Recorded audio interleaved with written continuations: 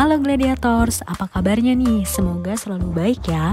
Aku Cindy dari Masuk Kampus. Kali ini mau ngajak kamu PDKT nih sama 3 jalur yang wajib kamu tahu kalau kamu mau lanjut di perguruan tinggi negeri. Penasaran ada jalur apa aja sih? Yuk simak bareng-bareng. Nomor 1 ada seleksi nasional masuk perguruan tinggi negeri atau SNMPTN. Kalau kamu sering dengar jalur undangan, nah ini nih jalurnya. Buat kamu yang naik ke kelas 12, kayaknya wajib banget nih perjuangin jalur ini. Kenapa? Karena jalur ini adalah jalur non-tes dan hanya bisa diikuti oleh siswa-siswa terbaik kelas 12 yang sesuai kuota SNMPTN masing-masing sekolah. Terus kalau nggak tes, penilaiannya dari mana dong? Yang pertama yaitu nilai rapor sekolah. Nilai rapor ini bukan cuma yang kelas 12 ya Glats yang dilihat, melainkan nilai rapor dari semester 1 hingga 5, berarti dari kelas 10 hingga awal semester kelas 12. Yang kedua, akreditasi dan indeks sekolah di mata kampus. Jadi, semakin favorit sekolah kamu, maka kemungkinan besar peluang kamu diterima juga akan semakin tinggi. Yang ketiga yaitu prestasi. Prestasi di sini misalnya kamu pernah menang lomba, olimpiade, atau kejuaraan tingkat nasional atau internasional, baik itu di bidang akademik maupun non-akademik. Nah, kamu bisa nih coba lampirin sertifikatnya saat pendaftaran. Yang keempat, track record alumni. Coba deh mulai tanya-tanya guru BK kamu, siapa saja alumni yang lolos SNMPTN di kampus yang kamu incar. Oh iya, di jalur SNMPTN, setiap siswa diperbolehkan memilih 2 prodi dari 1 PTN atau 2 PTN aja ya. Di nomor 2 ada seleksi bersama masuk perguruan tinggi negeri atau SBMPTN. Kalau jalur yang satu ini mungkin kamu lebih akrab ya, karena sering juga disebut orang-orang dengan UTBK SBMPTN. Tapi glad sebenarnya nama jalurnya tuh SBMPTN, sedangkan untuk penilaiannya menggunakan skor dari hasil ujian yang disebut dengan UTBK. Di UTBK ini nantinya kamu akan dikasih soal-soal yang dibagi sesuai dengan rumpun jurusan.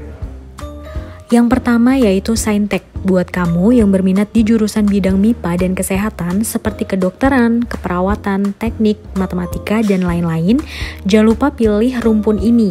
Materi yang diujikan meliputi TPS, matematika IPA, fisika, kimia, dan juga biologi.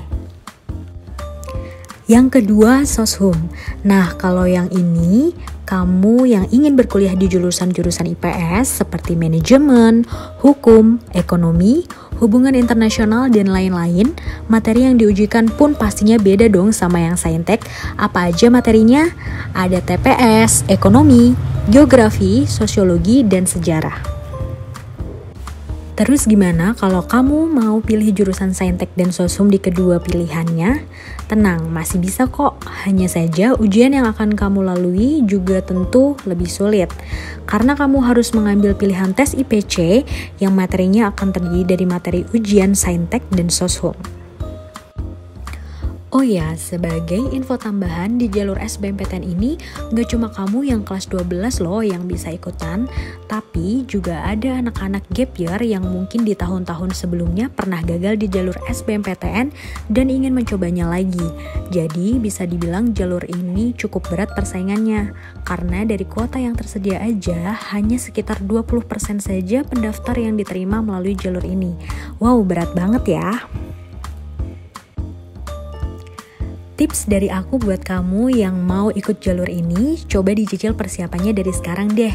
Bisa dimulai dari nentuin jurusan dan kampusnya. Selain itu boleh nih mulai atur jadwal dan usahain konsisten ya Glats. Nah, kalau udah konsisten, boleh nih dicoba mulai ikut tryout online seperti di @utbk.masukkampus biar kamu bisa ukur kemampuan dan makin tergambar sama bentuk soal ujiannya.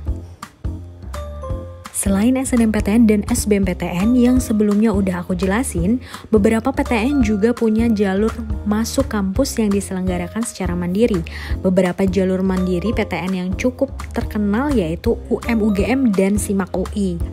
Karena diselenggarakan secara independen atau mandiri, proses seleksinya pun akan berbeda-beda untuk setiap PTN. So, kamu harus cari tahu lebih detail di website resmi PTN. Beberapa PTN ada yang menggunakan ujian tulis untuk proses seleksinya.